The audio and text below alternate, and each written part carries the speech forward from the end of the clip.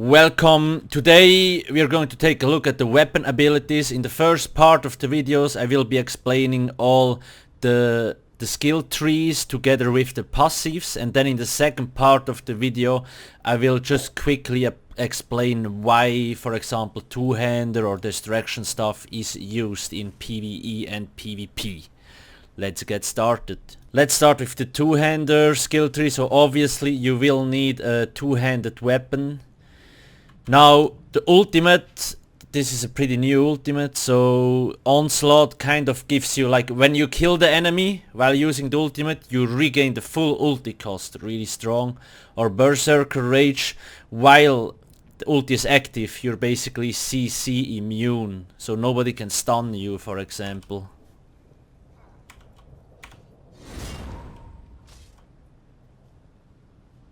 Cleave, so Carve basically gives you minor heroism buff, increasing your ulti regeneration by a little bit, and Brawler gives you a damage shield for every time like you hit the enemy. So this is actually a really good skill for beginners because it gives you a small shield that absorbs damage when I hit the enemy. Crit Charge, we have Stampede, this kind of snares the enemy, and Crit Rush, the further you are away, the more damage you do. Uppercut, really strong ability, 1 second cast time. Dizzy Swing kind of knocks the enemy back, and Wrecking Blow like gives you a 20% damage boost but doesn't knock the enemy back. Both have the same animations. Reverse Slash, so Reverse Slice is an execute. It deals like splash damage to enemies around you, like in a 5-meter radius, and Executioner only hits one target but it hits harder. Momentum, so we have Forward Momentum, which kind of gives you a snare immunity, and then we have Rally, which heals you when the effect expires. Most people use Rally because it's a really strong burst heal. So the longer it lasts, the stronger the burst heal gets in the end. Let's take a close look at the passives. So Forceful kind of makes your light and heavy attacks splash damage stronger. Heavy Weapons Expert, so depending on whether you use a sword, axe or mace, you get different bonuses, which is really nice. The sword increases your overall damage by 5%, axe adds bleeding on the enemy, and the mace is good like to penetrate enemies' armors. Balance Blade just reduces the cost of the two-hander skills. Follow Up, so when you charge a heavy attack you gain a 10% damage bonus. Battle Rush, basically once you kill an enemy with a two-hander weapon equipped, you gain 30% extra stamina recovery for 10 seconds. Really nice. One-handed and shield skill tree. We have the shield wall. So the spell wall kind of, as long as the ulti is active, it reflects all the the enemy projectiles back to them. Shield Discipline kind of makes your skills cost nothing. Most people prefer the spell wall.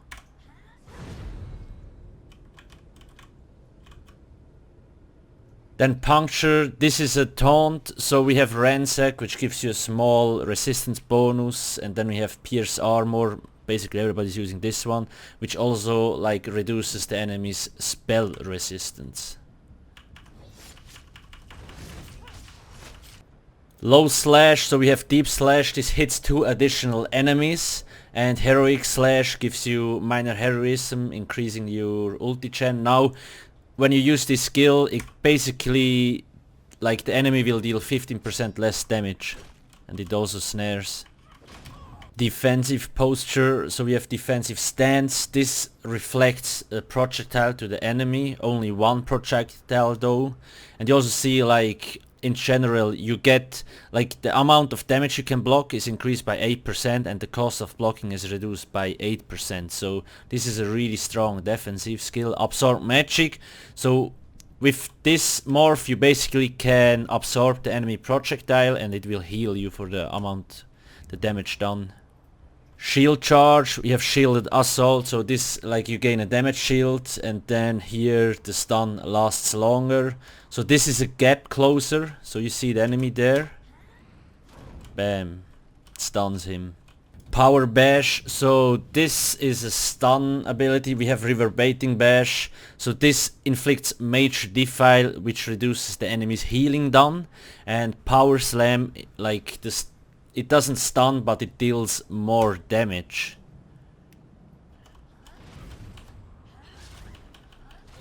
Passives of the one-handed shield, so you see a lot of people using sword and board in PvPs because they have so strong like abilities in general, and the passives are also insane. So this reduces the cost, and it also reduces the cost of blocking by 36%. That's insane. Then we have this here, increases your weapon damage and the amount of damage you can block. So you get block cost reduction and like you get less damage. It's just stupid.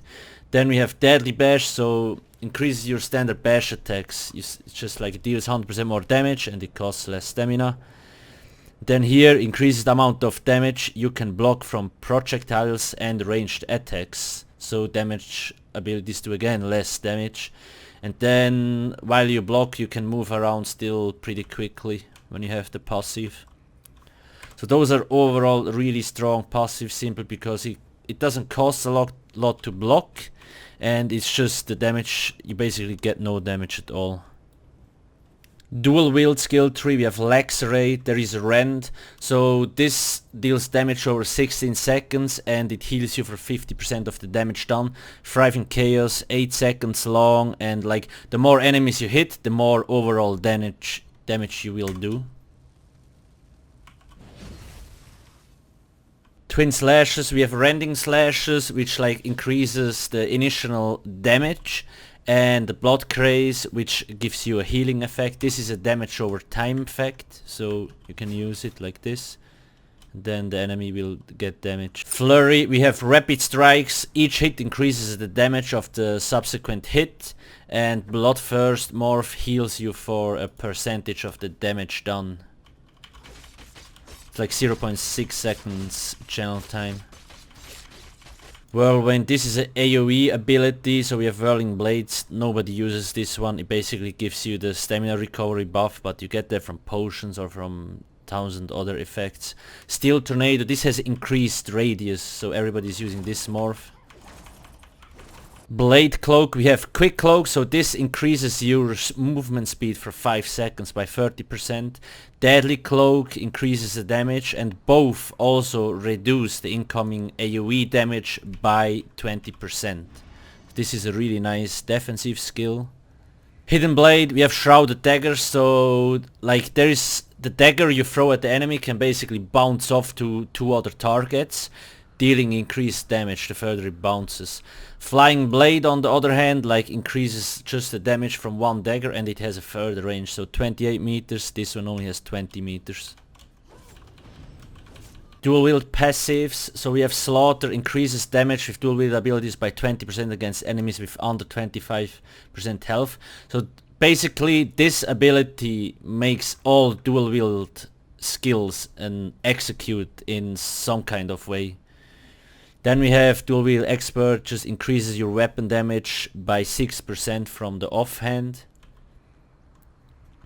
Controlled Fury reduces the overall cost of your dual wield skills. Ruffian gives you 15% damage bonus when enemies are stunned, immobilized or disoriented, etc.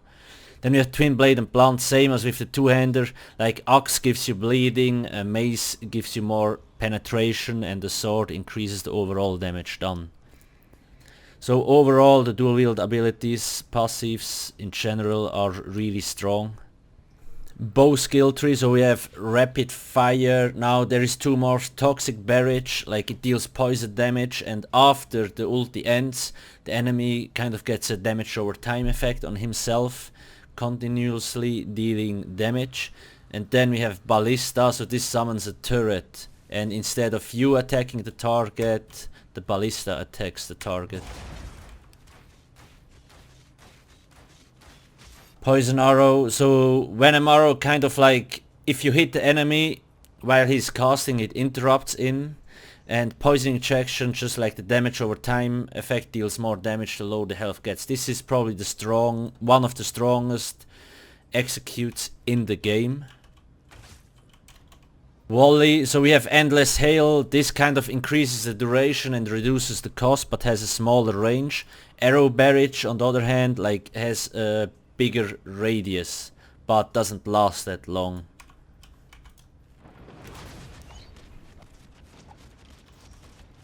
Scatter Shot, so Magnum Shot increases the damage and knocks you away from the target, so kind of nice, like you can back off a little bit and push away the enemy. Draining Shot like heals you after the disorient ends.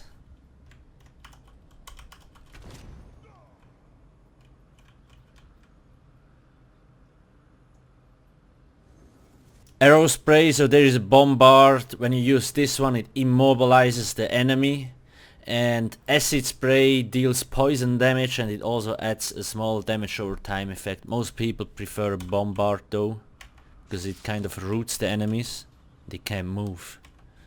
Snipe, so this is one of the strongest like hitting abilities. It has a long cast time, 1.1 second. Lethal Arrow is poison damage and it also applies Mage Defile, so the enemy's healing is reduced. And Focused Aim kind of marks the enemy so you can hit it from further away, and it also gives you minor fraction, reducing the physical resistance a little bit. Bow passives, we have Long Shot, like the further you're away the more damage your bow abilities do. Then it also gives you a little bit more weapon crit. Ranger, like it just reduces the cost of your abilities. Hawkeye, every time you do a light attack you kind of like your bow skills do 5% more damage for 4 seconds, and this stacks up to 3 times. Hasty Retreat, so this gives you Major Expedition, increasing your movement speed for 5 seconds. This can be really helpful. Destruction Staff skill 3, so now Elemental Storm, this is a really powerful ultimate, costs a lot though. Elemental Rage, so this gains a new effect depending on what stuff you use. So Fire Stuff increases 10% damage, Ice Stuff like enemies are immobilized, and Shock Stuff like it holds 2 seconds longer. Eye of the Storm makes the thing cast over your head, so you can move around with it.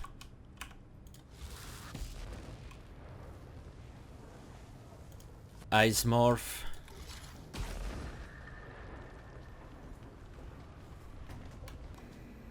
And the Fire Element.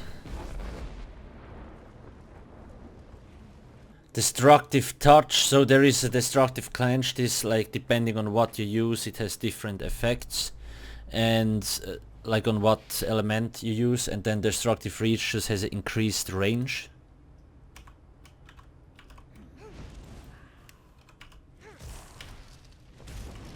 Wall of Elements, this is a really strong AoE ability. We have Unstable Wall, so this explodes at the end, and the Elemental Blockade has bigger size and lasts longer.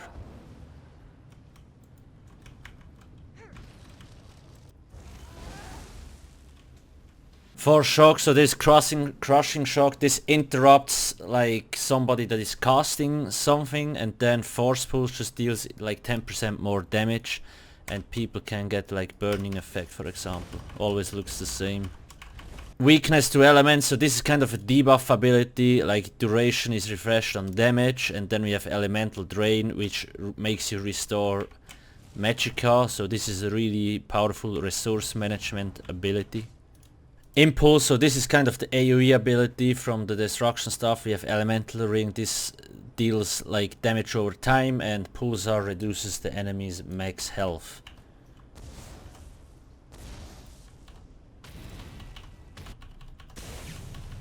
Passives from the destruction staff abilities, so we have Trifocus, grants bonus effects based on the elements, so flame heavy attacks deal more damage, frost heavy attacks like grant you small damage shield, and shock heavy attacks kind of like deal splash damage to nearby enemies. Then we have penetrating magic, which allows you to ignore 10% of enemy spell resistance. Elemental force, just a chance like to increase the status effects on enemies. Ancient knowledge reduces the time like to charge a heavy attack by 10%, and the most destruction expert we have like restores 3.6k magicka when you kill a target with one of those abilities here, so this is really strong. Restoration Staff skill tree, so this is only focused on healing, of course. So we have Panacea, Life Giver automatically casts like 3 different spells on you, and Lights Champion, like it gives like your people major force and major protection. Okay, let's see. Grand Healing, so there is Illustrious Healing, which increases the duration, and we have Healing Springs, which kind of like the more people you hit, the more magicka you return from it. The most people use Healing Springs. Regeneration, this is a heal over time effect, rapid regen, like it's shorter but it takes faster, and mutagen has, when you drop to low health, it's kind of like a burst heal you can get.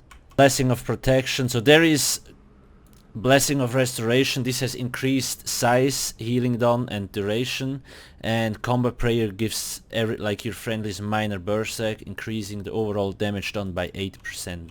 Most people prefer like the Combat Prayer. Steadfast Ward, so this ward ally shields ally and yourself. You have Healing Ward, so heals target on cast and heals when the ward expires. So it kind of gives you like a small heal bonus. So basically the lower your health is, the bigger the shield gets. And Force Siphon, so we have Siphon Spirit, restores magicka on hit 1% each time, and then we have Quick Siphon, this is like instantly cast. So everybody is using Force Siphon because everybody wants more magicka. There's a long cast time though.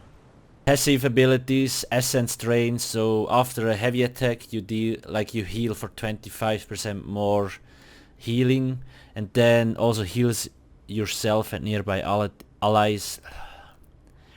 So passive abilities, Essence Drain, like every time you do a heavy attack you gain Major Mending, increasing your healing down by 25%. Restoration Expert increases your healing by 15% on allies that have like less than 30% health. Cycle of Life, it restores an additional 30% magicka when you do a complete heavy attack, so this is really nice to regain magicka. Absorb restores magicka when you block a spell, and then you have Restoration Master, increases healing with your spells done by 5%.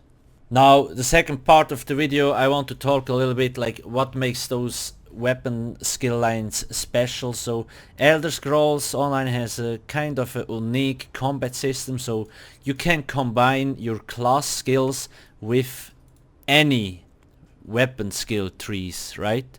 So even if you're a magicka setup, you technically could use a two-hander and still deal nice damage with your class 3s, for example, if you want that.